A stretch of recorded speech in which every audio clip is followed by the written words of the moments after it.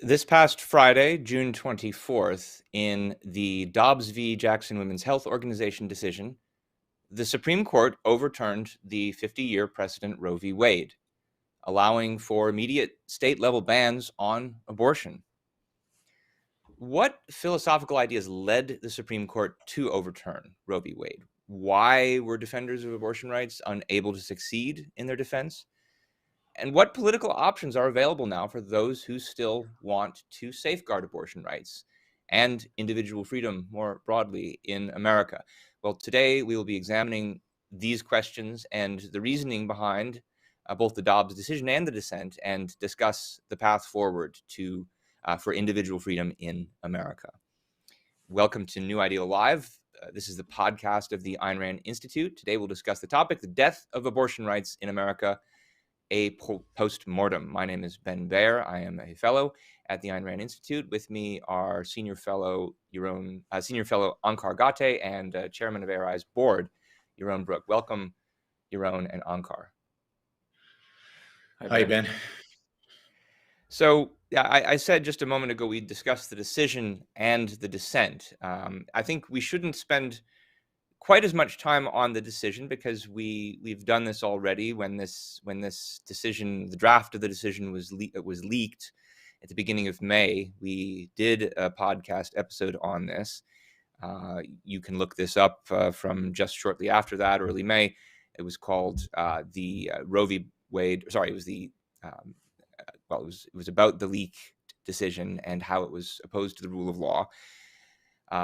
When we got the actual decision, there were not many substantive changes. There were a few responses to the dissent, but otherwise the argument of it remained essentially the same. And so we're not going to spend too much time talking about what we take to be the flaws in the decision that we've just encountered recently.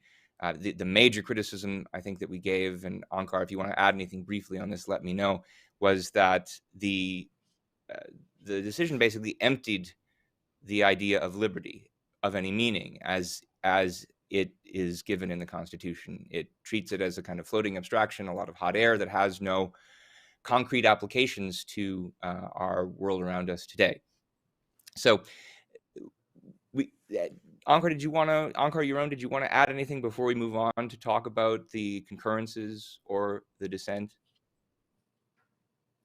So that just what the emptying of liberty, of the right to liberty, or the concept of the principle, what that means, it is, and how that plays out is that, okay, they can find a mention of liberty in the Constitution, but they can't find a mention of abortion or of privacy. And the previous decisions are talking about a right to abortion and a right to privacy. We can't find those. And their whole way of looking at the right to liberty and the concept of liberty, if it's hot air, we also can't find it there. So we're looking around. We can't find any such thing as a right to privacy, a right to abortion, a right to personal liberty, and the result then is, okay, so what do? We have to go by history and tradition. Now it's more complex than that. That's what's going. But that's like why it's relevant that they've emptied it is supposedly abortion and privacy are contained in liberty, and they say, well, no, that's impossible. Basically, is what they say. And one of the reasons that the question about their standard of whether or not a particular right is deeply entrenched in a nation's history and tradition is, well, it also looks like a lot of other things the court has recently recognized as rights, such as the right to obtain contraception, the right to have a gay marriage, the right to have an interracial marriage. These definitely weren't in the nation's history or tradition either. And so there's a question about whether these are going to need to be overturned by the same reasoning. And they're also cherry picking. I mean, they seem to be cherry picking the history, right, and tradition. So they seem to be cherry picking when a particular law, for example, common law with regard to abortion in the late 18th century was, it didn't criminalize abortion, at least not until the mother could sense something about the mother sensing censoring the fetus. But they picked the late 19th century, where it was, they picked the passing of the 14th Amendment, where it was criminalized. With guns, they picked 1789 rather than, so they're cherry picking their history and tradition, as they must in a case like this, if that's the standard, to kind of get to the outcome that they seemingly want starting out. So one of the things that is new in the decision is the concurrences. We got concurrences from Justices Thomas, Kavanaugh, and Roberts. And what a concurrence is in a Supreme Court decision is a statement written by one of the justices who votes with the majority opinion in favor of the holding, in favor of overturning, in this case, the Mississippi law, but where the particular concurring justice doesn't necessarily agree with all of the reasoning stated in the majority opinion, or maybe who doesn't agree with the implications drawn from that decision. And it's worth at least talking briefly about Thomas's concurrence, because he definitely agrees with the holding and he agrees with the reasons, but he sort of doubles down on some of these reasons. And one of the most widely noted portions of his concurrence is his statement that he's open to, in fact, overturning many of the precedents that I just mentioned, which found there to be some kind of unenumerated right that wasn't part of the nation's legal history and tradition. Precedents where, say, they found the right to contraception or the right to same-sex marriage. He does this by arguing that he thinks there's a problem with this doctrine of what's called substantive due process. This is the idea that you can read certain kinds of liberty rights out of the due process clause of the 14th Amendment. Though Justice Thomas does say he would entertain other reasons for striking down some of those laws. And Onkar, I know you had a few thoughts on Justice Thomas's opinion here and how it's been processed by the media. Did you want to share some of those? Yes. I think it's been distorted what he's actually saying and what he's says in other cases, including dissents in other cases. And he refers to some of those in his concurrence in Dobbs. And you have to take all that into consideration when you're trying to figure out what his actual view is. And then if you're trying to predict how a judge would rule in the future, you have to take all of the things he's saying into account. So one of the things he says in the concurrence is substantive due process is an oxymoron. That due process refers to the process, not the substance. And so to have substantive due process, that he thinks it's an oxymoron. So that's a pretty strong criticism of it. So he would, from this concurrence, he would get rid of that completely. And if you take that to mean then, okay, so that he doesn't think the 14th Amendment has any protection for rights, if that's how you read getting rid of substantive due process, I just think you're reading him wrong, because in part of his whole the writings about the court, it's what he says is that if the 14th Amendment protects rights of citizens, it does it through a different means than due process. So this is what the relevant part of the first section of the 14th Amendment says. It says, quote, "No state shall make or enforce any law which shall abridge the privileges or immunities of citizens of the United States, semicolon. Nor shall any state deprive any person of life, liberty, or property without due process of law, semicolon, nor deny to any person within its jurisdiction the equal protection of the laws," close quote. So this is the two last things are called the due process clause and the equal protection clause. But everybody's forgot about the first part, privileges and immunities. And that's as a result of the slaughterhouse cases, maybe others, of that late 19th century. And what he wants to do is say, if there's protection of rights, it's through that. Privileges or immunities is a way in the 19th century of referring to a citizen's rights. So it's not that he's just saying the 14th Amendment has nothing to do with rights. It's that the due process clause isn't the place to find its protection for rights. But having said that, if you do this historical and traditional analysis on the model of what they do in Dobbs, what rights that will lead to is that is a real question. And would you have contraception, same-sex marriage, or even just like laws against sodomy? Would those be constitutional? So that's a real it's a completely open, I think, in terms of just thinking about the reasoning in Dobbs. So there is a real threat there, but not, I think, in the way that people are understanding. So how do you? Yeah, how he do says you, he'd entertain a way of overturning those laws, but doesn't say that how he would rule. Well, but again, it's the reasoning of if he accepts the historical kind of reasoning of Dobbs, where you look at the laws when it was passed and what was accepted as privileges and immunities or rights, then none of these exist. Right? Gay marriage certainly doesn't exist in the 19th century. So you don't. How do you see the Ninth Amendment fitting into all of this, in terms of how they should rule versus how they are ruling? Ninth Amendment should be revived. It's the forgotten amendment, I think. Yeah. And one of the tragedies in this, in terms of the legal, sort of the legal train of thought, in Roe, the district court ruled that the Ninth Amendment is where the right to abortion comes from. It ruled, the Ninth Amendment is the citizens possess rights, and not they possess like lesser rights that don't really matter, rights that you shouldn't take into account. They possess rights that are not in the first 8 rights listed in the Bill of Rights. And the Ninth Court ruled that includes a woman's control over the decision of whether to take an embryo and to term and give birth.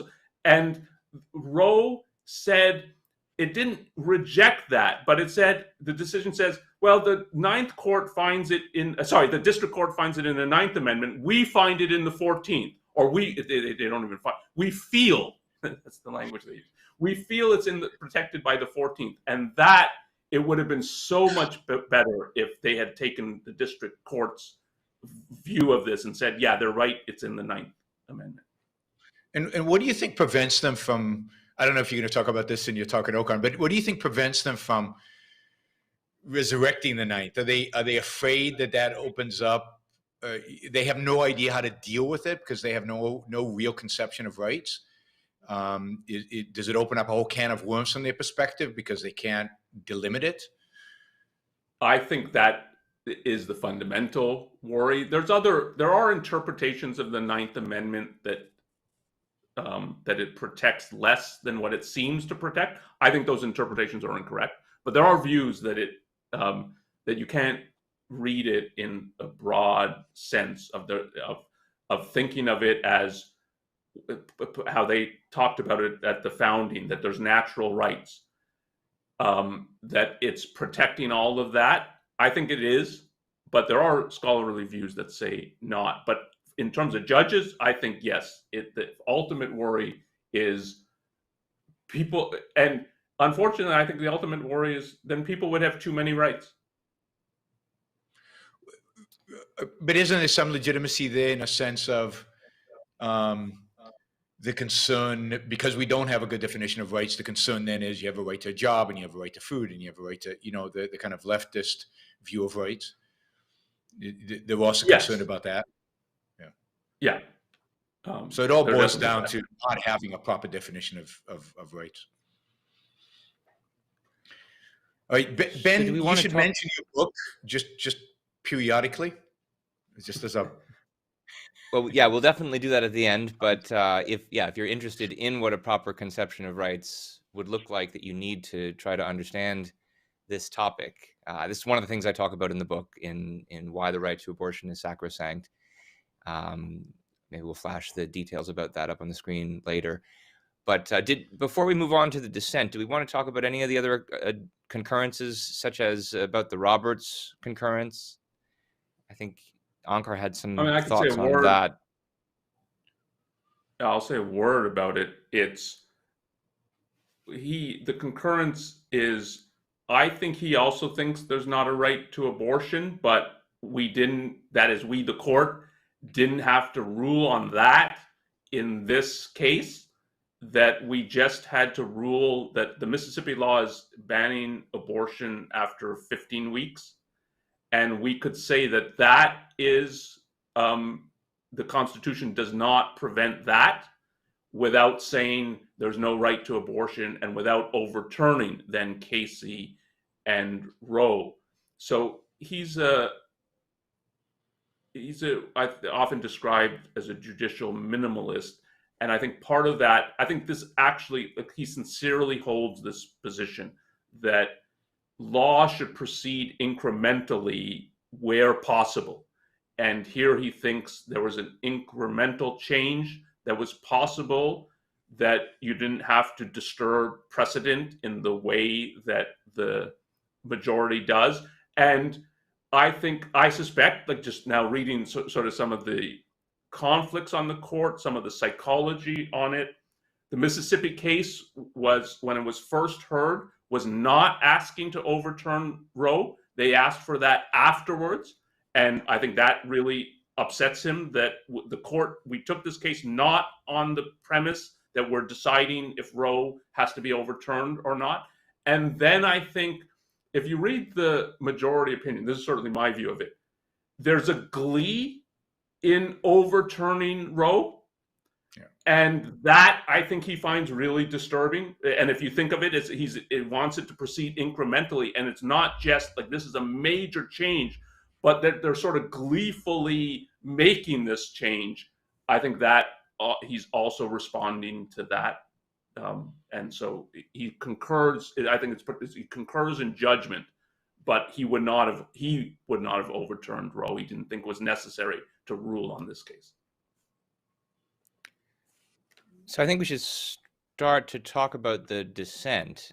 But before we do that, I want to make the point that even though we've been critical of this Dobbs decision overturning Roe, that I don't think anyone should take that as implying that we think Roe was a perfect decision. There were a lot of problems with the reasoning, and I think maybe we've highlighted some of them already just in the past few minutes.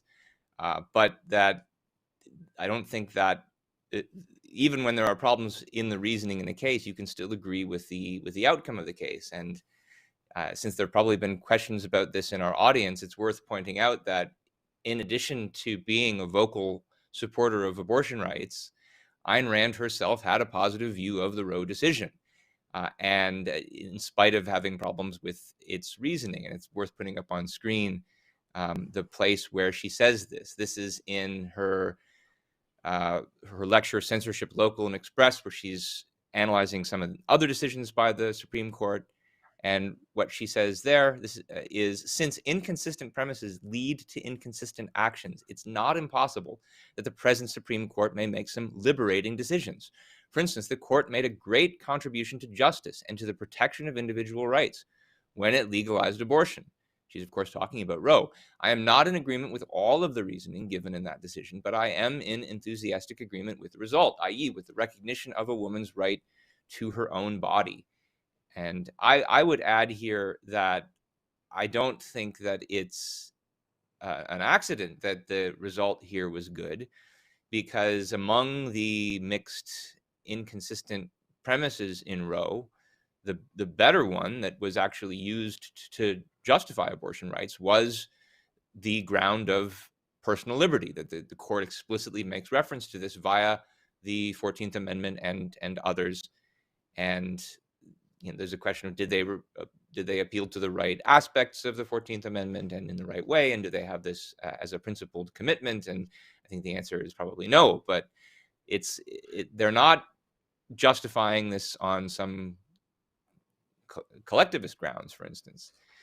The problem is how exactly they then try to reconcile that with other collectivist principles like this state's interest in potential life. But it's we could important talk to note, more about that. it's important to note here, Ben, just that almost every, quote, good decision the Supreme Court makes, we are going to disagree with the reasoning of it in terms of legal reasoning, because they lack what we talked about before. They lack a proper definition of individual rights. They lack a proper approach. They've gutted the Ninth, or they ignore the Ninth. They don't really treat the 14th right.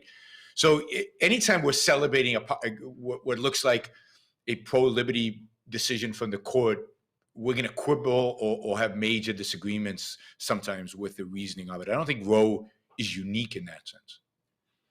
Yeah, I mean, my view of Roe, and I think, Ben, tell me your experience, because I read Roe obviously having heard things about Roe v. Wade, and it's a caricature that they invent a right to privacy, pulling it out of thin air, and then say this right justifies a right to abortion. And that's how conservatives, but it's like, this is pretty broadly stated.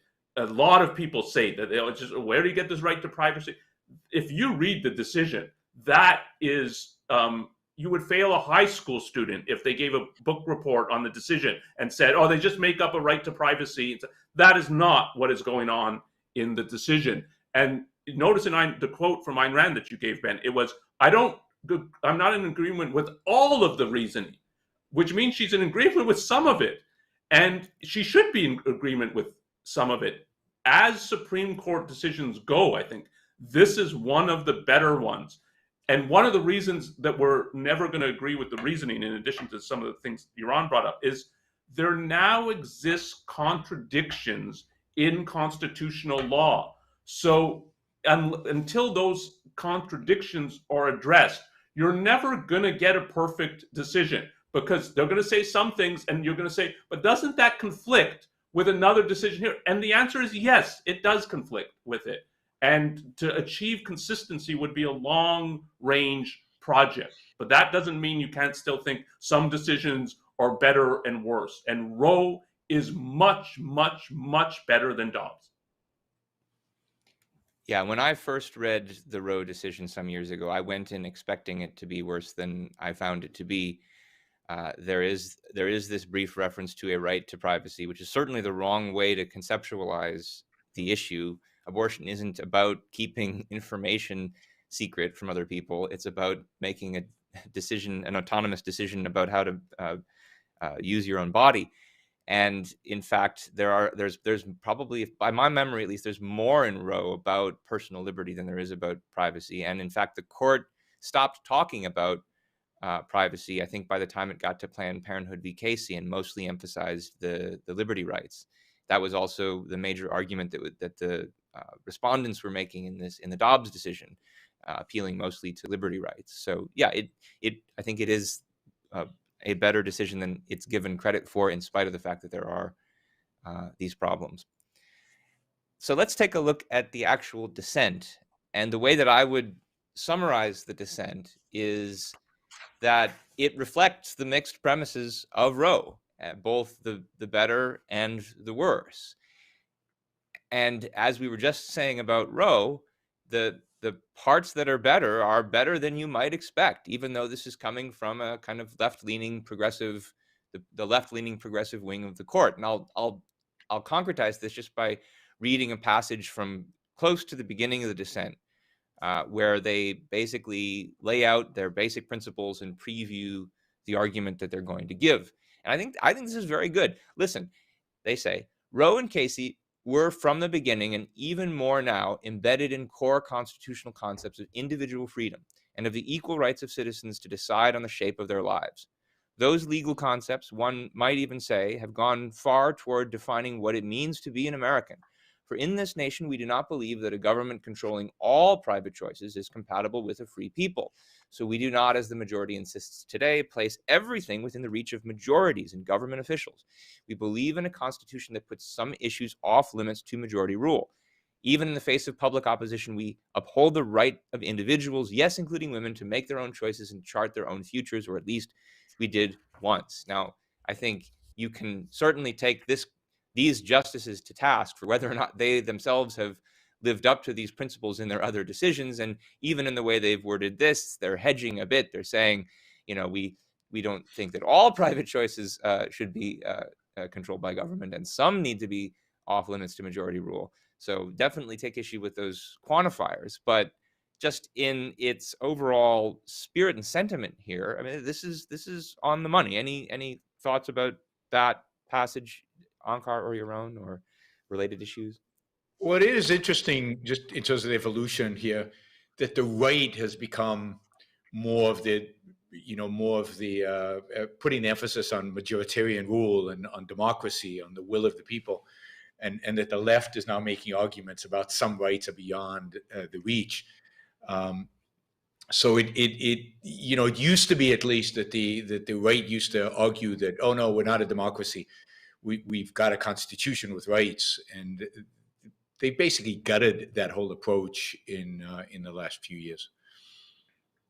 I'm going to talk about this in the Ocon talk, but the Dobbs decision explicitly is that what we are is a democracy, except for the first eight amendments in the Bill of Rights. Other than that, we're a democracy, and that is what they think it means to understand our history and traditions.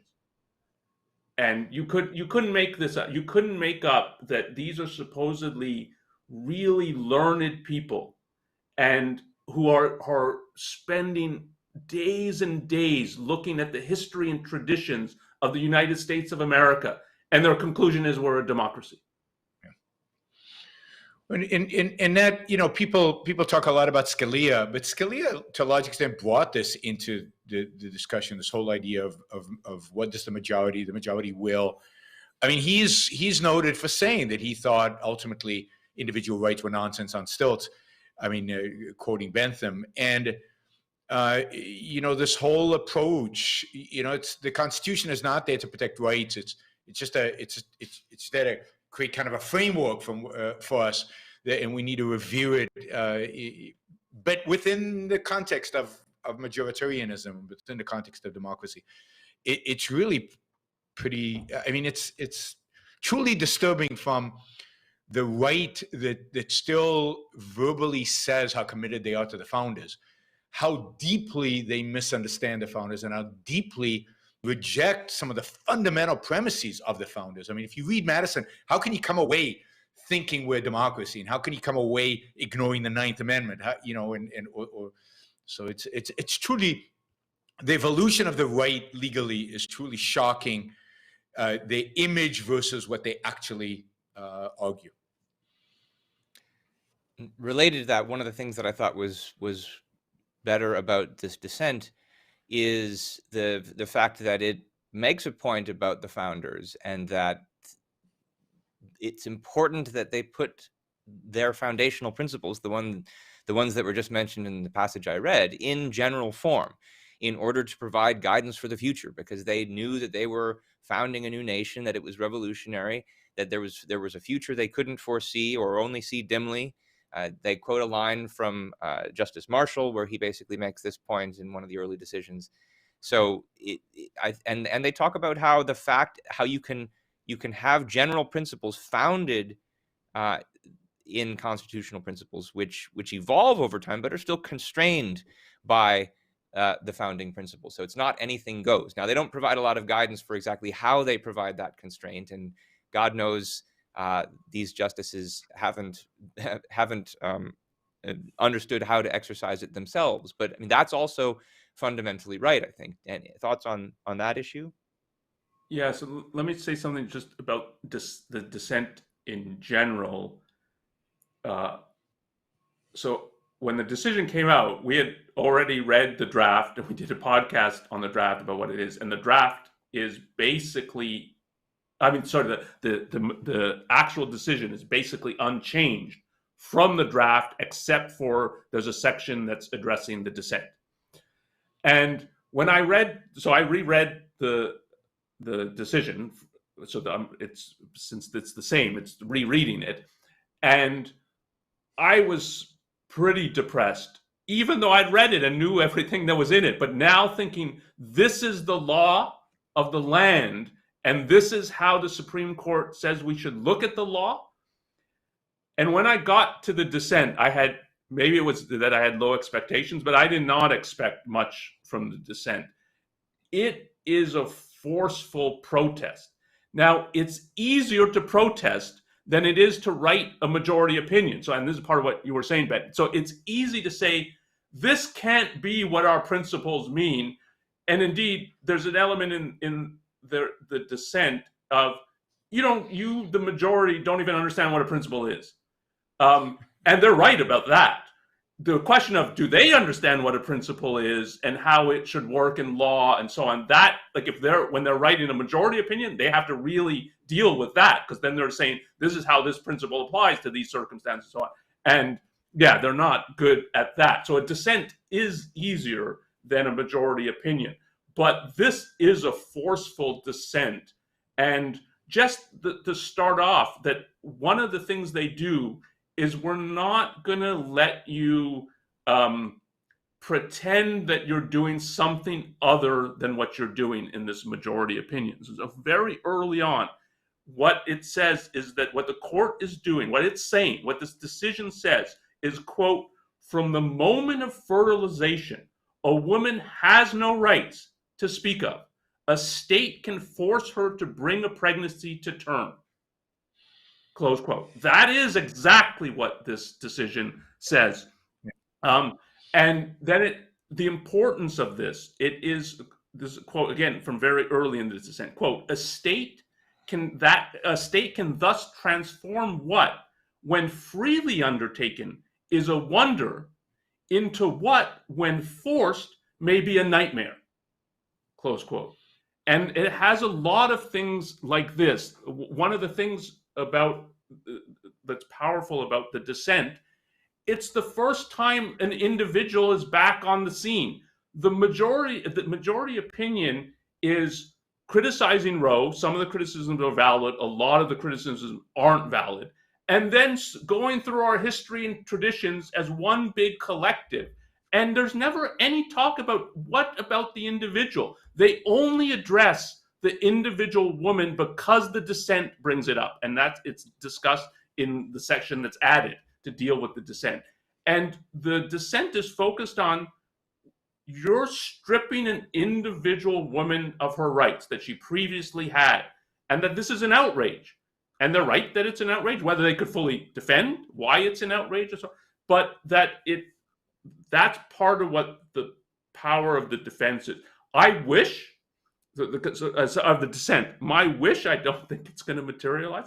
I wish Democratic politicians would read the dissent and take talking points from it. Because the dissent is, like, this is part of the problem in it, but it's not a woman should have an absolute right to an abortion and something.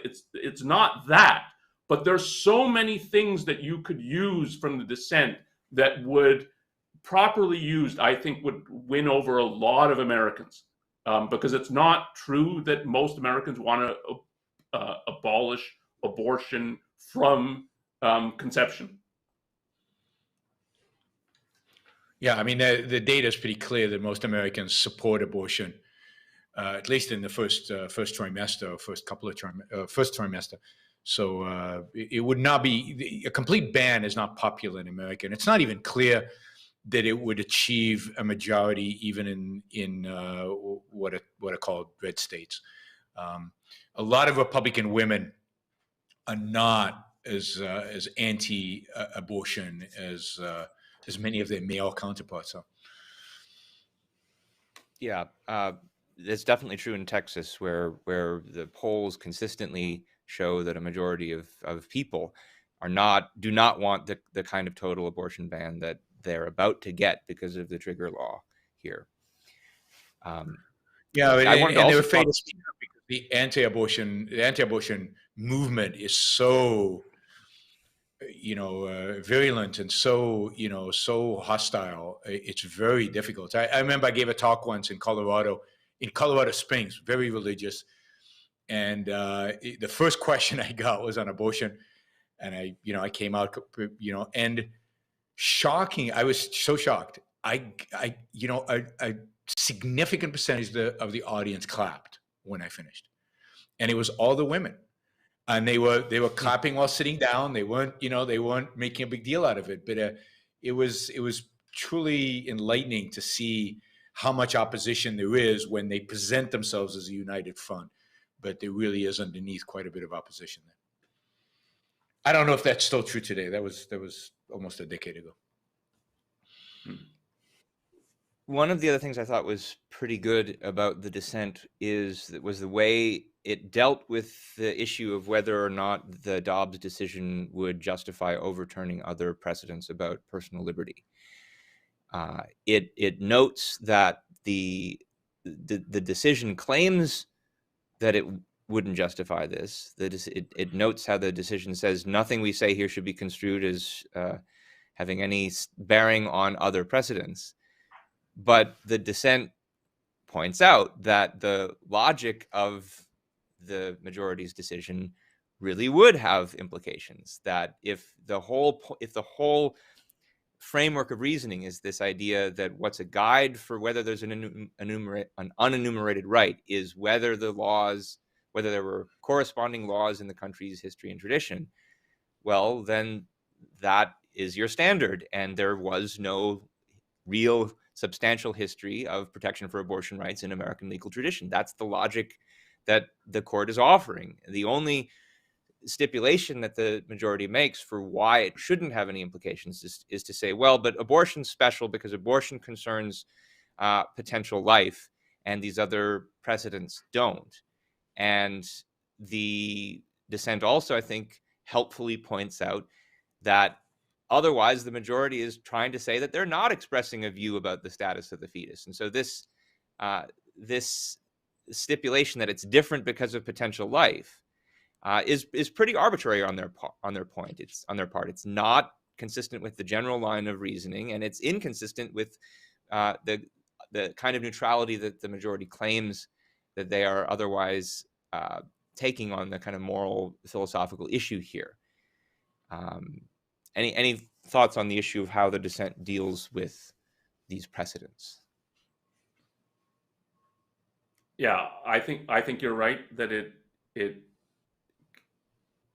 it focuses on the right thing in this context, which is that if the way you think about a right is to delve back into our so-called history and traditions and look what people did then and what they thought, but it's not even really what they thought. It's part of the whole issue is their view of history and tradition is concrete bound. So can I find someone acting in the way this person wants to act now? And then they allow, like Kavanaugh, we didn't talk about his concurrence, but in his, yeah, of course these things apply to new things. So freedom of speech apply. I think he brings up the internet or something like that, or cell phones applies. But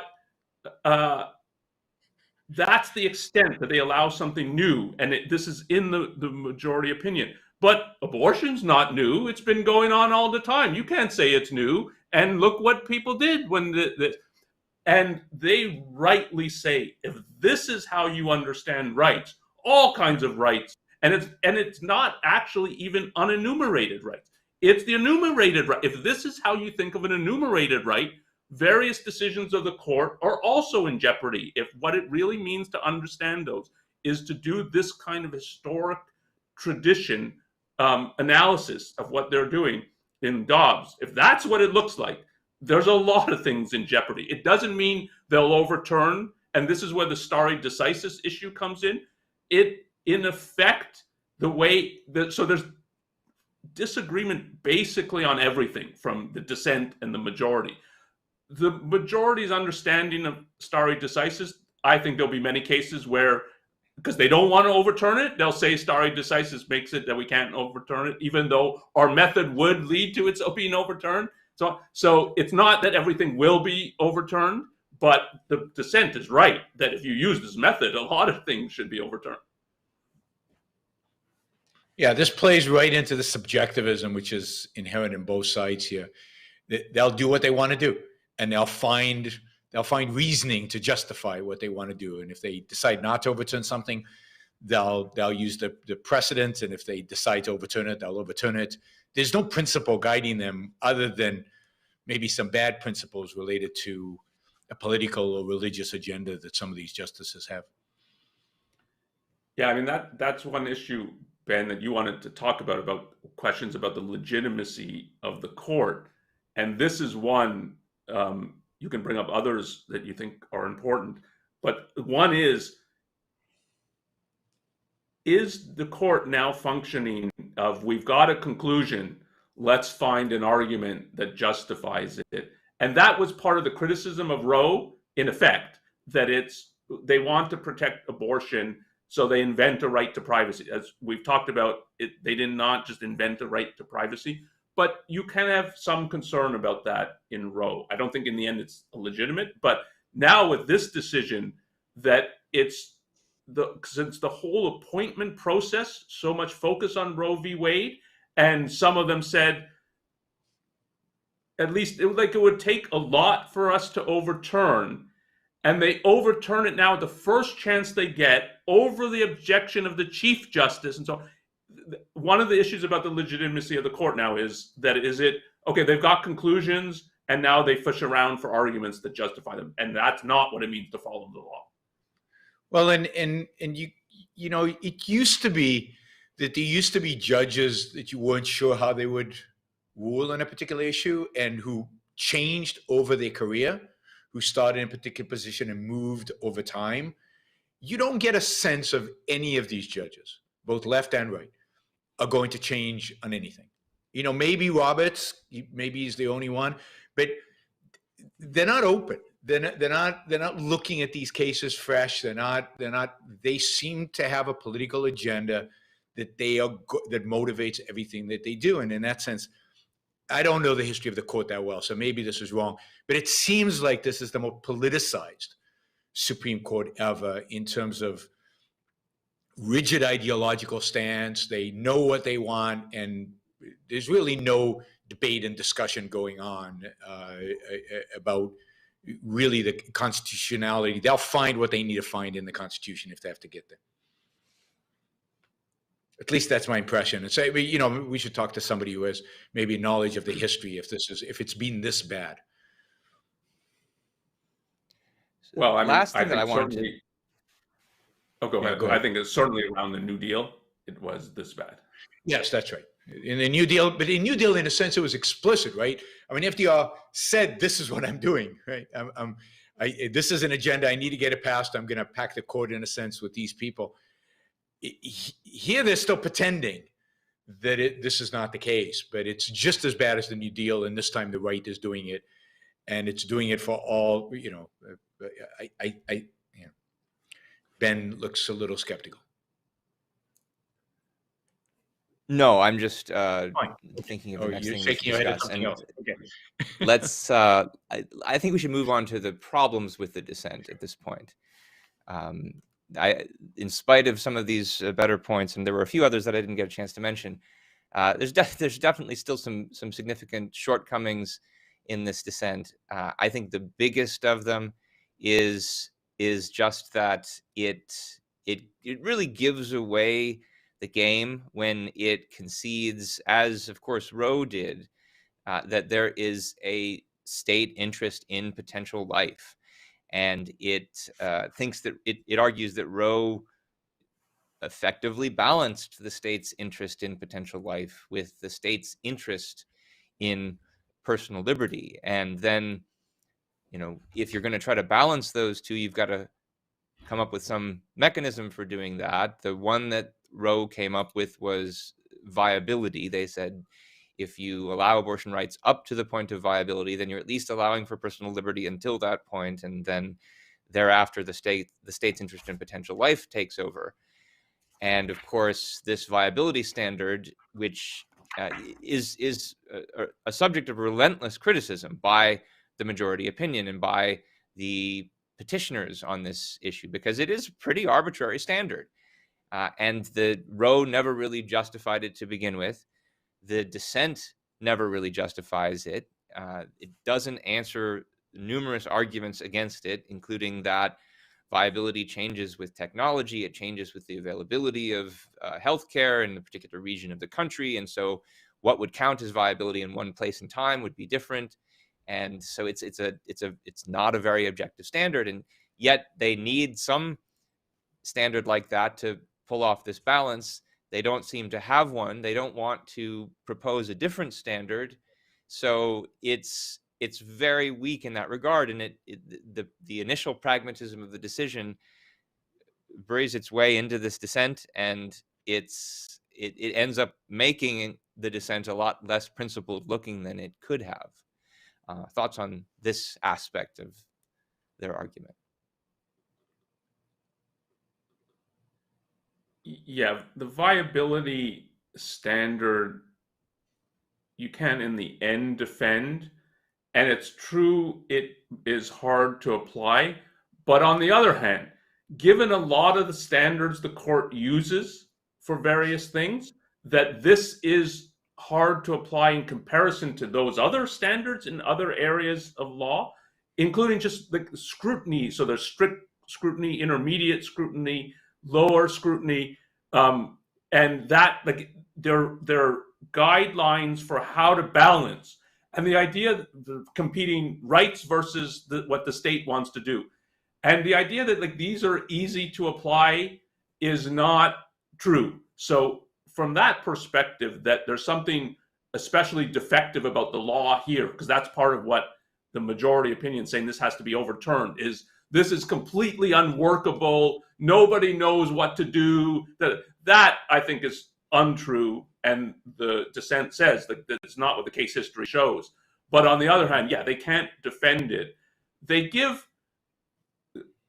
So I think that when you read part of the history of the viability standard, Roe made a mistake that it doesn't really mean.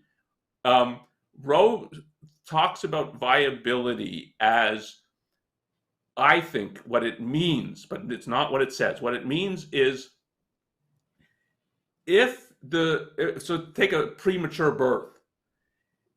If it's able to survive through natural means, but that's the mother taking care of it and so on, then that's the point at which you have the state has an interest. The state now can say what happens but it puts in something like, albeit by artificial means, and this is what opens up. Then it's, well, you could hook it up to a machine, and maybe you could even get technology that you could have an artificial womb from the start and so on, and then we could put it in there, and so that what makes it seem like this line, it's both unclear and will be always changing. And this is the first person that I've seen in the court that really brings this up is O'Connor, in dissents on abortion cases, is saying that it's like if it means this artificial thing, then it's not a real standard. I don't think it's what Roe actually meant, but it is true that it's what Roe said in sort of a kind of passing remark, and it's a disaster. I would just say, if you're going to do balancing like this, and if you put viability and take it out of this kind of artificial technology context, I can understand why they thought that this is where we're going to do. Like if you're doing balancing, I don't think it's a crazy thing to think of it at that point. And in the way that they think of all kinds of other balancing, yeah, it fits in with the way they think the court more broadly thinks about balancing what it calls competing interests and rights. That's if you're going to do balancing, but right. You pointed out, Onkar, I think you're right, that you can't ultimately defend the viability standard. And I think the basic reason, even if you can figure out when viability is using that natural method as opposed to artificial methods, the question is still, well, why should that be the standard? And right. If you think about what viability actually is, what it means is just, well, that it's capable of surviving on its own. But that's just another way of stating that it's a potential life. And that's a very different thing from being an actual human individual life. And as we've argued previously, what really counts for rights is being an actual individual. And that's something we could talk more about if people have questions about it. I talk about it quite a lot in the book, in the very first chapter of the book, why abortion rights should be available until birth. And you're one, just to stress, I think it's right the way you're reading the dissent, that they don't want to touch that issue. So what they're just insisting on is Casey and Roe are precedent. So let's stick to it. Let's not overturn it. And they're not defending this aspect of it. They're relying on stare decisis versus what's the argument for why it's right. And it's conspicuous that they don't want to touch it.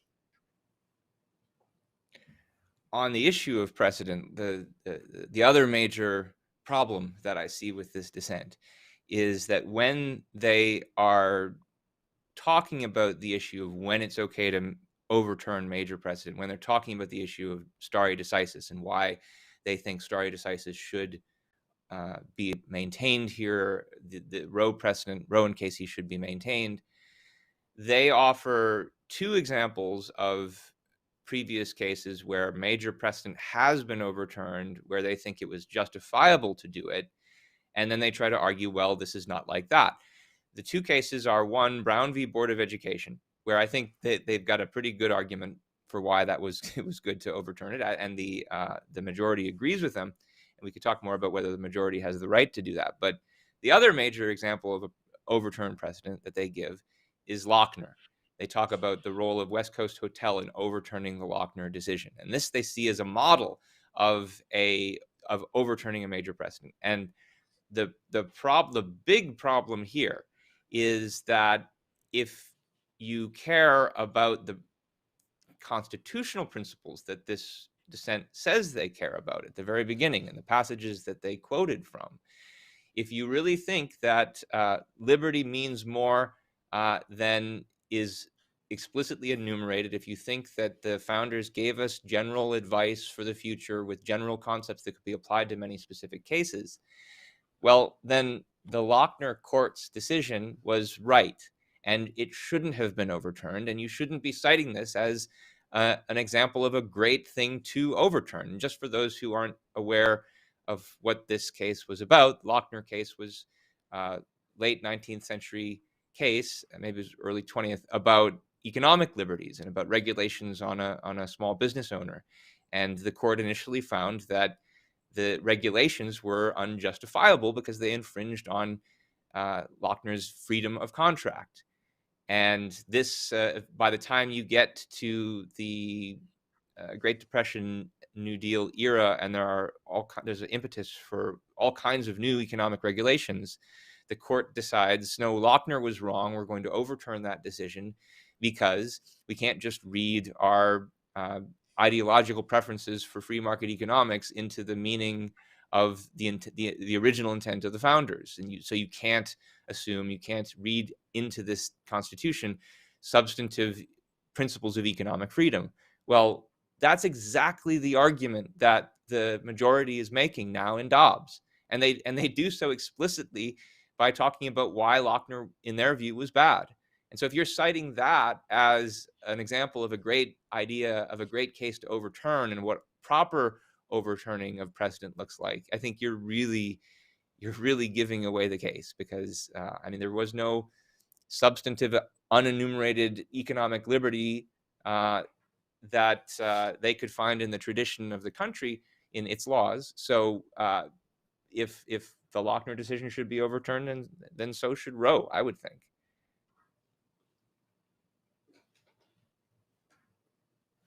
Yeah, you don't have a consistent case. There's what is interesting about them bringing up Lochner is then discussion of rights disappears. And the reason it was legitimate to overturn Lochner is various collectivistic thing. The individual's gone. Lochner was a baker in upstate New York. And the reality of his life what it required, what he wanted to do, that's gone. And that's part of it. Part of it's easier to write a dissent than it is to write a majority, because it's like, how are these consistent? And this kind of dissent as a protest doesn't have to worry as much about that, of how they're consistent. But also just thinking about it now in sort of the cultural discussion of this, I've seen many places where they say, this is the first time a right has been taken away from somebody. Yeah. That is not true. The rights to freedom of contract, freedom of trade were taken away from people by the New Deal. Like, if you think that Roosevelt was good, then you think it was good for him and his whole kind of political force and administration to take rights away from people who previously enjoyed those rights.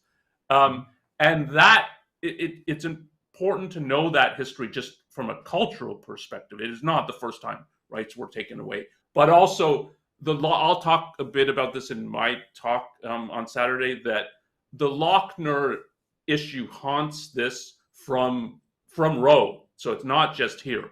It's in Roe. It's in the dissent in Roe. And it haunts this issue. It's why Roe is crafted in the way that it's crafted. So it's that Lochner was overturned. So Lochner's 1905. It's regarded as overturned in 1937, I think. It's a tragedy that it was overturned.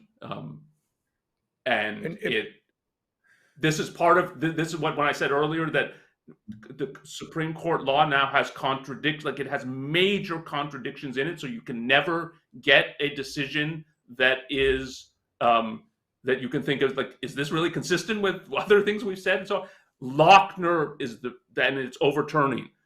So Holmes is dissented. It's called Lochner because Holmes dissented in it, and now everybody thinks Holmes was obviously right in his dissent. So it's the overturning of Lochner that's the issue, but that's the basic contradiction that now every Supreme Court case, I think, or maybe that would be exaggerating, but almost everyone that deals with rights can't get it anywhere close to correct because Lochner was overturned. And the overturning of Lochner is the one thing that it seems like everybody agrees about. That is, everybody agrees with that view. There's almost nobody, I don't know if there's anybody in the Supreme Court now who defends Lochner. Certainly the majority opinion in Dobbs is antagonistic to Lochner. So it really does seem that the one thing that they all recognize is that overturning Lochner was a good thing. And it's important to get what it is that they're agreeing with then. What they're agreeing with is the state has unlimited power, except for when that power has been explicitly taken away from them by the amendments in the Constitution. But your starting premise is the state has unlimited power. And that, so if you think of the so-called right as on the side of freedom, and the basic premise when they approach law is the state has unlimited power, you've got no idea what freedom is. Yep. Well, I think we should move on to the broader topic of the fundamental philosophical ideas and currents in our culture that have led us to this point. I came up with 3, and I'd be interested to hear if both of you have any more than these 3, but these are the 3 big ones that occur to me.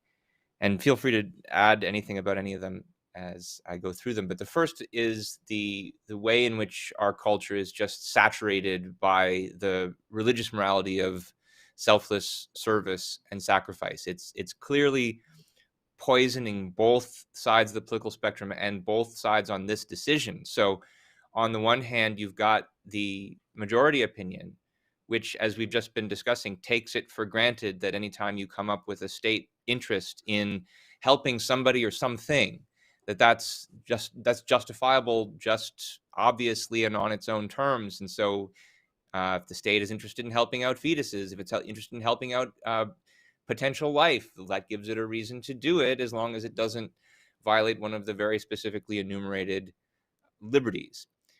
And by the same token, you see it poisoning the dissent, not just insofar as the dissent concedes that state interest in potential life, but also because one thing that's dropped out of this discussion entirely, the dissent will at least talk about personal liberty. It doesn't talk about the right to the pursuit of happiness.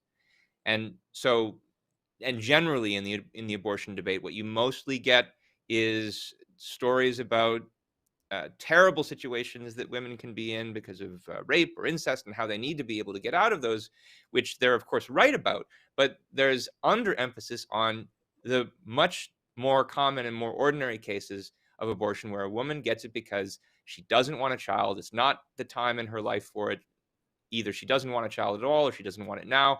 She wants to pursue her happiness. She wants to pursue her career interests, her existing relationships, and just none of that is as judged as important. And that aspect of the pursuit of happiness is not seen as important, I think, because it's such an alien idea that there's something morally righteous about pursuing your happiness. Do you both agree with that aspect? I partially do. I read the dissent that it's better than the way you characterized it now, in the sense that part of the outrage is that women are losing control over their lives and they can't make these kinds of decisions, and that this is kind of a regular decision that women make. So it's not just these unusual cases that one has to point to and look, her life might be at risk, so yeah, she wants to abort. I think it is much more focused on the day-to-day lives and control that women need if they're going to be in control of their lives. But I do think it's true that they'll never put it in terms of the pursuit of happiness. And that is because that's too selfish an issue. And everybody knows that altruism is correct. So even though there is an element that certainly is about the pursuit of happiness, they can't put it like that, because that is then activates the moral issue. Is it legitimate, like morally proper to be pursuing your own selfish happiness? And the fact that they don't put it like that then makes it look like why is this important? What you're saying, that a woman has, there's a fetus and it's in jeopardy. And so if you can't strongly assert that, and they can't because of altruism, that undercuts, I think. Yeah, and it makes it impossible to generalize as well to other issues. So it still remains, on this issue, we're protecting a woman's right to make decisions about her body, but we can't generalize that to anything else because we don't have a generalizing principle. Pursuit of happiness being one generalized principle that would allow you to take it from the realm of abortion to other legal issues. So they're very issue bound, concrete, in a sense that they're concrete bound to this particular, and then we'll have a different legal reasoning when it comes to some other issue. Yeah, Onkar, I think you're right that the dissent does talk about the effect of abortion bans on women's lives and happiness indirectly, but it's noteworthy. The only place that really comes up is in the discussion about stare decisis, because one of the criteria for whether stare decisis should apply, whether major precedents should be maintained, is when there are what they call reliance interests, and someone's come to rely on a law for making decisions about their life. You should tend to favor keeping that law on the books or not.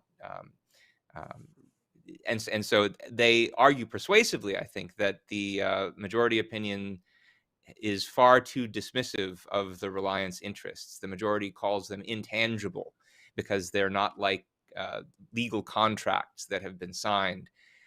But the dissent says this, I'm just quoting here, "This is to ignore as judges what we know as men and women. The interests women have in Roe and Casey are perfectly viscerally concrete.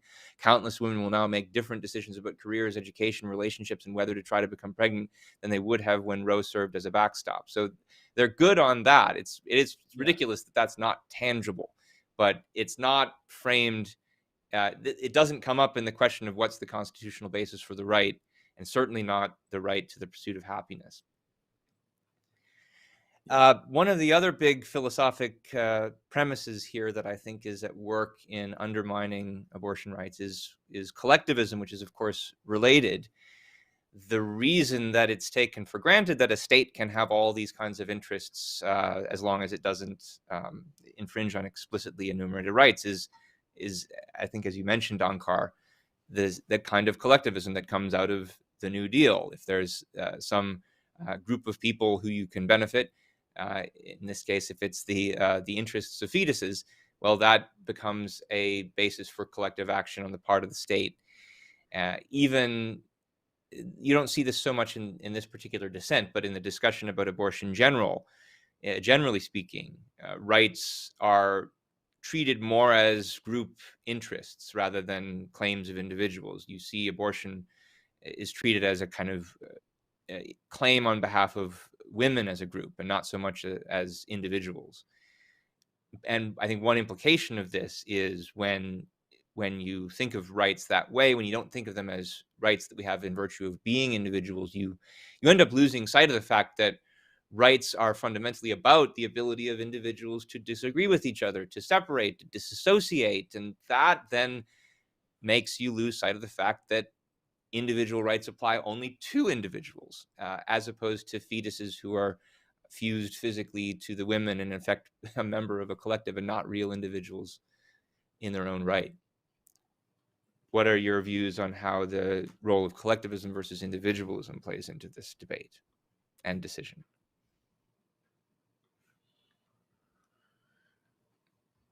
Yeah, I mean, I agree with everything you said, Ben, and it's this is why they ultimately depend on kind of majoritarian arguments, because that's how you often defend a collectivistic view. It's the greatest good for the greatest number or whatever. So you boil it down to who believes in what, and majorities therefore win out. And you notice that almost everybody makes these kind of democratic arguments these days. Even when they've got an inkling of the right kind of approach, even when they start out talking about rights, they almost always fall back on some kind of what is the public want, what does the majority want, and that's driven by this collectivism. They can't really protect the right of the individual to actually pursue his own happiness, to actually pursue his own life.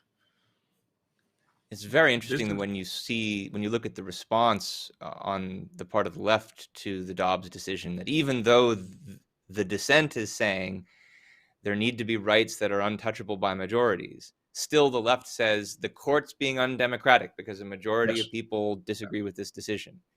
And that's just their knee-jerk default response. Yeah. Of everybody on all sides. It's scary. Okay. And another aspect of this, or two other aspects. So one, I've heard a lot of people, including like just in conversation with people about, in effect, it's something like, what's the big deal? This is just being left to the states. Yeah. And that's collectivism. That is, because here what you had was some recognition of an individual right. And it's, no, I don't want that. I want it left to the states so they can say you don't have an individual right. And notice if you push that argument, what happens? If you push, why should it be left to the states? Why not to each county in the state? And why not just each county, each city, or each city block? Or how about just the individual? It's left to each. Oh, no, it can't be left to the individual. And that is, they want the power. So when they say it's left to the states, what that means, it's left to state power to take over the life of the individual. And that is what I want. And this, I think, this was Ayn Rand's analysis of, so we're talking about sort of deep philosophical premises here, of conservatives and liberals. Now, I think we're in many ways beyond her analysis, in the sense that the rank and file members of these two, if they're still identified even as conservatives and liberals, don't share, they're worse than what she was talking about. They're more tribal, they're more collectivistic, and they're just more tribal in part is more primitive. They're primitive in their premises, more and unthinking. more unthinking. That's it. But here, when we're still at the level of the Supreme Court and Supreme Court justices and so on, they're not unthinking. Mm-hmm. And what you see is on the what would be put as the left-leaning judges, in this case, the dissent. What animates them is controlling the economic realm.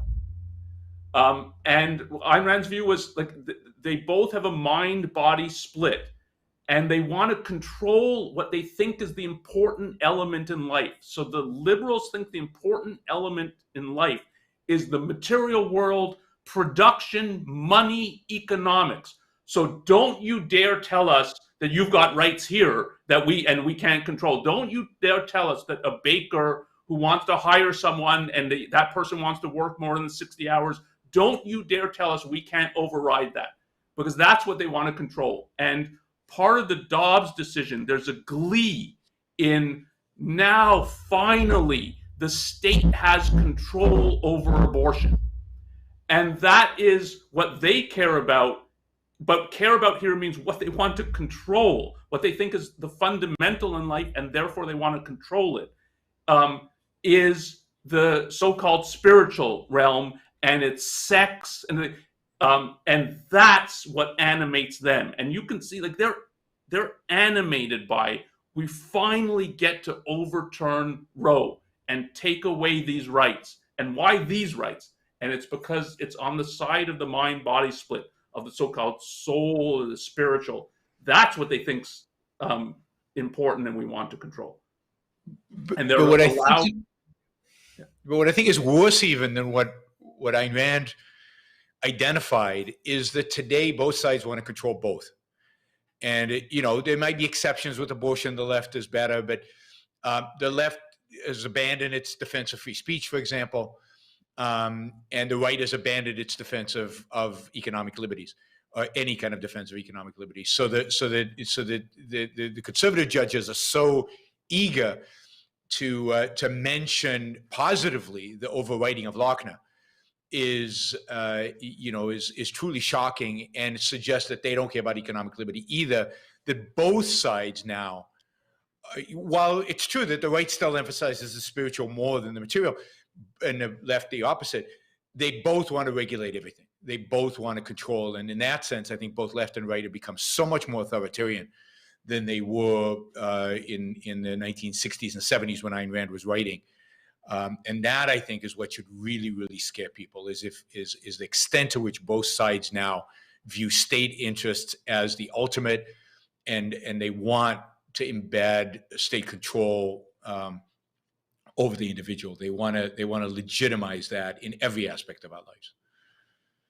And one place where you see that, I think, especially is on abortion, because it's an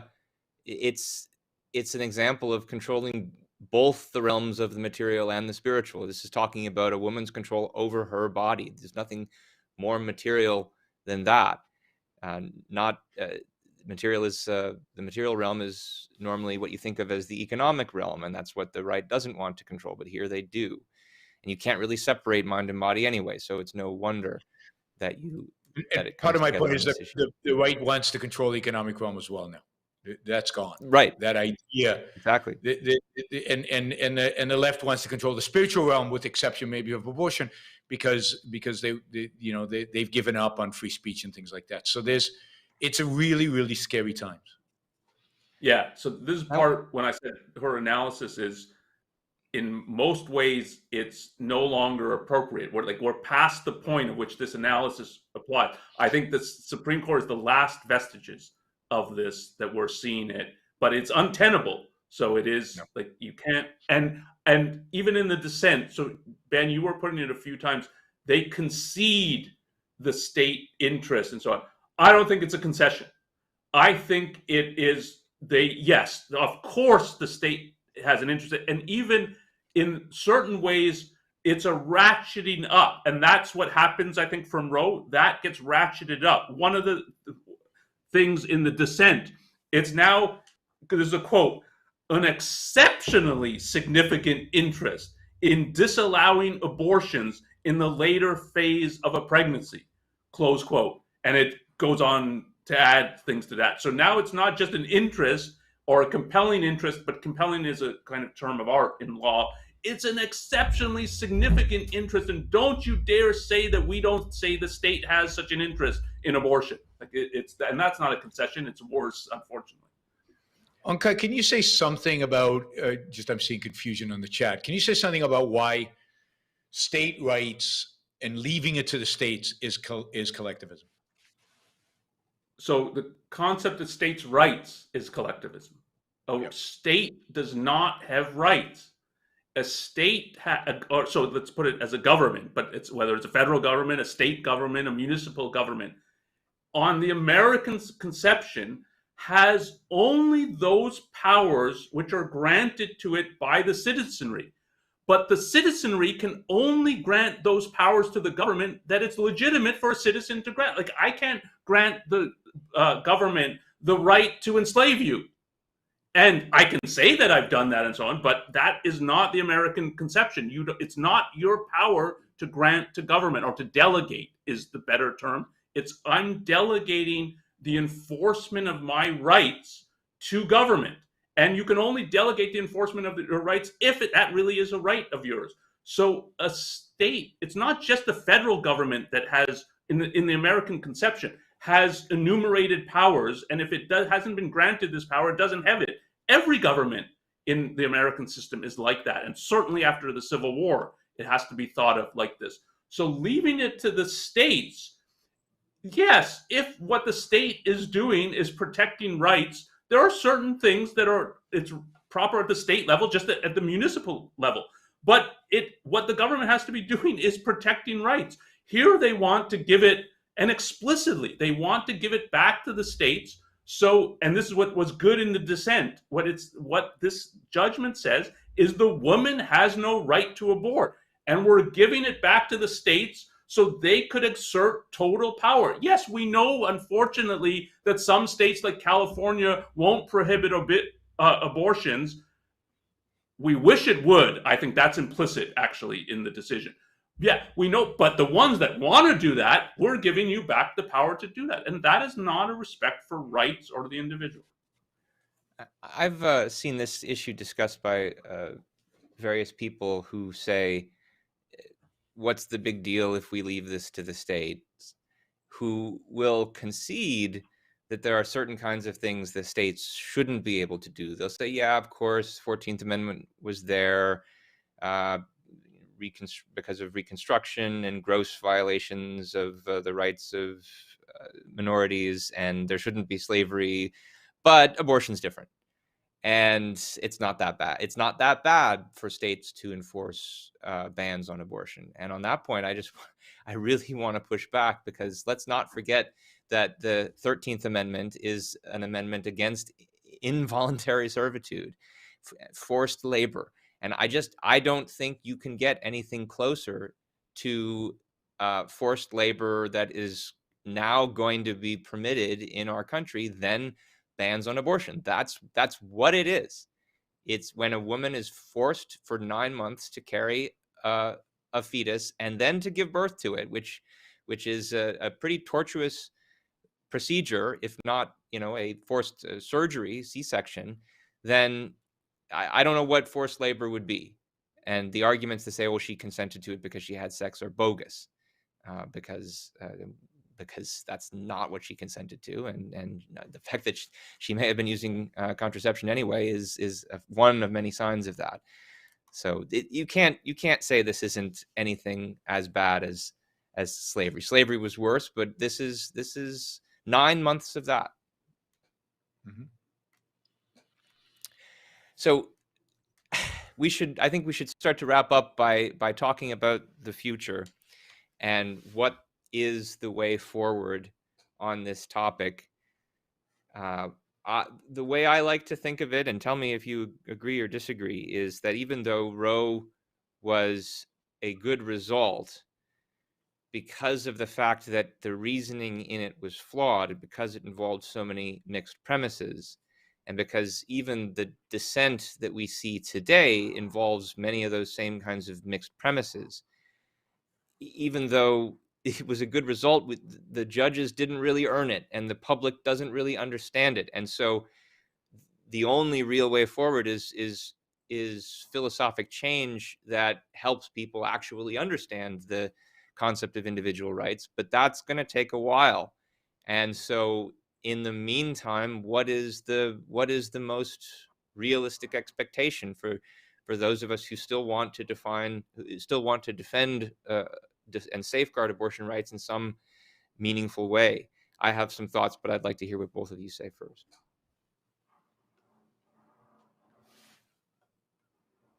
I think there's a variety of things that can be done, and how this is going to play out both politically and legally.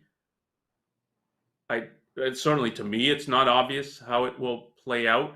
So what the Supreme Court has said is we don't find a right to abortion in the federal Constitution.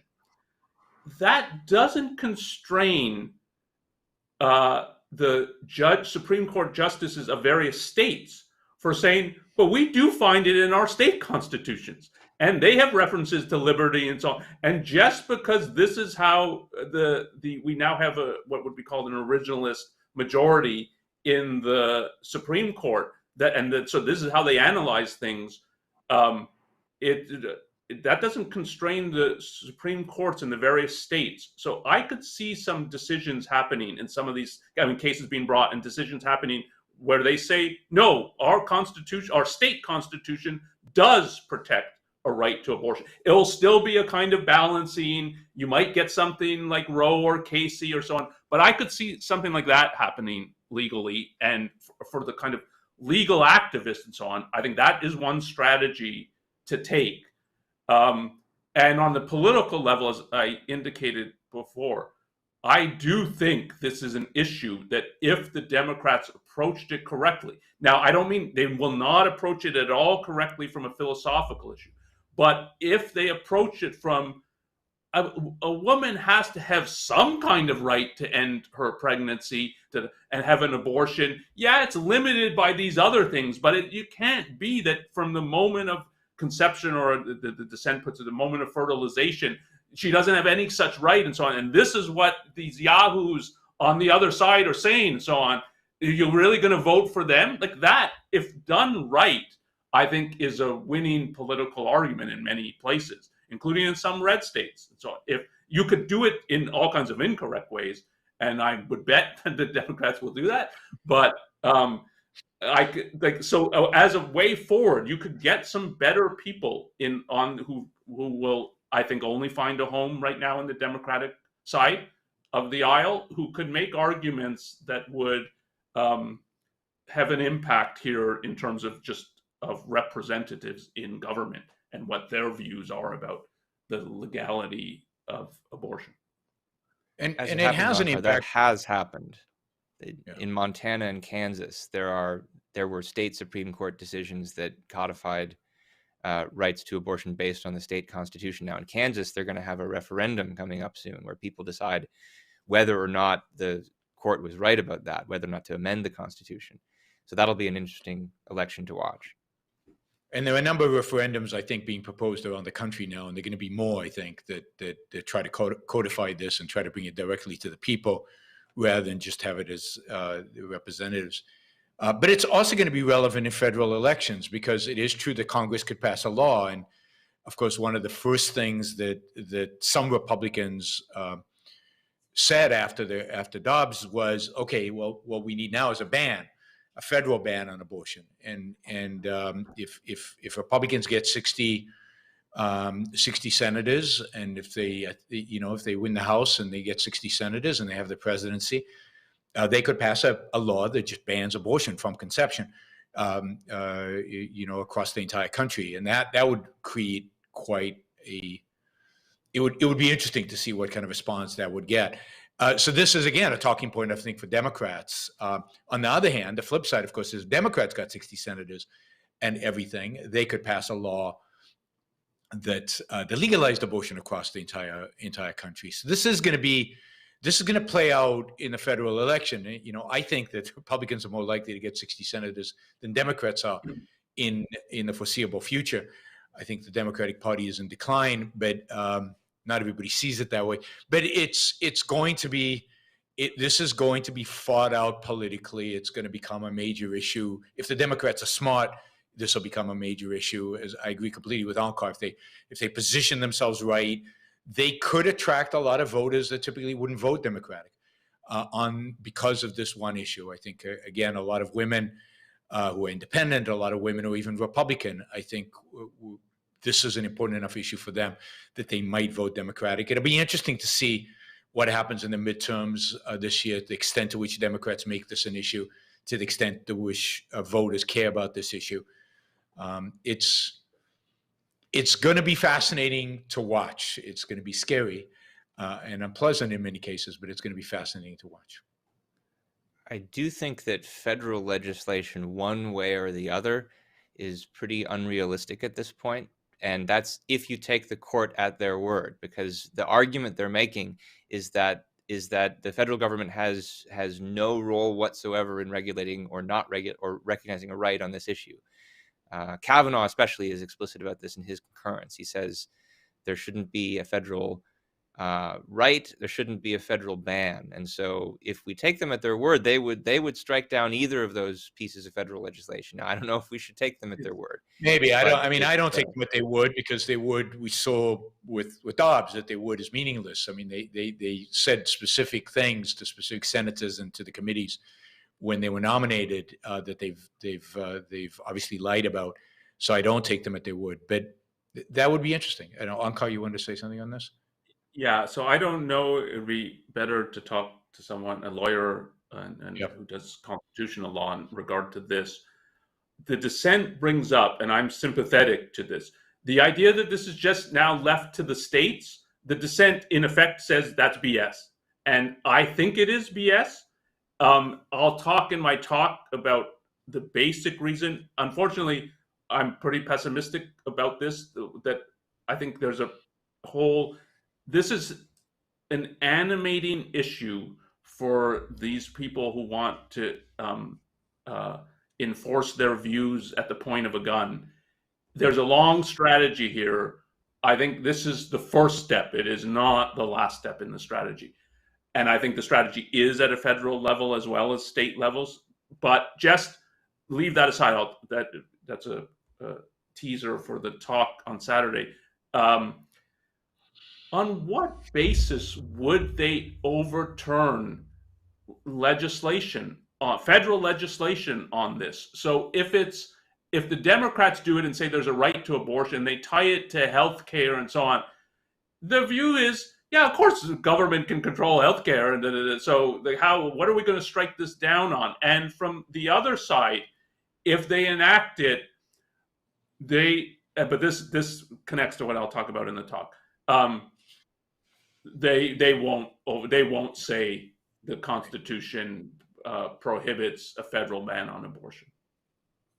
I would bet. I agree. I don't see any way the courts oppose that. I mean, they'd overturn the Democratic one.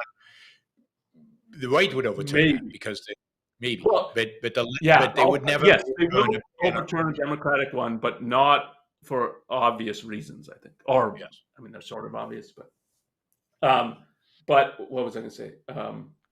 Yeah, so I'm sympathetic, Ben, to your view that there's an element of doing it at a federal level. Will that be political suicide? But I unfortunately don't think it's suicide from the point of view of the Supreme Court, that they're gonna say you can't do this. Yeah. Well, we're at an hour and a half. I think we've gotten a bunch of questions, but I think I'm going to recommend at this point that anybody who wants to discuss their question should come to Clubhouse, which we're going to be doing right after this episode. And I know there'll be plenty of questions to discuss. I think at least Onkar and I will be there. I don't think Yaron can join us, but join us on Clubhouse. Download that on your phone. Find the Ayn Rand Club. We're there. We're playing this right there now, and we will join as separate individual discussants as soon as this podcast on social media is over. So Ben, I'm going to send you some super chat questions that were asked on my channel, so that you can address the Clubhouse. If that's so, should I send it to your email? Sure, I'll get that right away. We have answered a number of the questions already that came in, I think, in the course of our conversation, but I'm sure there'll be more. Some other announcements and reminders, some resources. First of all, if you'd like to learn more about the topics we've discussed today, and I'm not sure what order these came out in the slides, so just put them up and I will announce them as they come up. What's the first one? Yes, so first, a reference to the podcast we did on this previously, discussing the this one in particular is when we discussed the oral arguments in the Dobbs case. We actually played clips from those proceedings, analyzed them, discussed many of the issues that eventually came out in the decision. There's especially some discussion of Lochner. Clarence Thomas made reference to that a number of occasions in the oral arguments. That was, I think, back in December. And then another podcast that we did was the one when the leaked decision came out. This is back in the beginning of May. Supreme Court abortion leak versus the rule of law. That's the title I was grasping for. You can listen to that on our YouTube channel. If you go to bit.ly/leak v rule of law, we analyze the major claims of the majority opinion there. We didn't have as much time to do that today. That's because we already did it. So check that out. Also, there's, of course, we read a paragraph where Ayn Rand commented on her view of Roe v. Wade. That was taken from her talk, Censorship Local and Express, which is published in Philosophy Who Needs It, but there's also a recording of that whole talk on our website, and you can go and find it at bit.ly/censorship local express. It's also the place where she talks about the point that Onkar referenced earlier in our conversation about how, at least at the time in the 70s, it looked like the right wanted to control the material realm, the right wanted to control the spiritual realm, not the material, and the left wanted to do vice versa. But they were coming together, and they've come together even further. So you can read more about her philosophic take on the Supreme Court and its decisions there. Also, we have my book on this subject, Why the Right to Abortion is Sacrosanct. It's a short collection of essays from New Ideal, where I analyze some of the major issues in the abortion controversy from an objectivist perspective, explaining why the woman has an absolute individual right to abortion up until birth, and why what the moral foundation for that is, why abortion isn't murder, why the fetus doesn't have rights, and why it is supremely moral for the woman to elect an abortion when she needs to do it in order to pursue her own happiness. Also, we've got some reminder of some upcoming events. One is this podcast, New Ideal Live, will be coming to you live from the Objectivist Conference next week in Washington, D.C.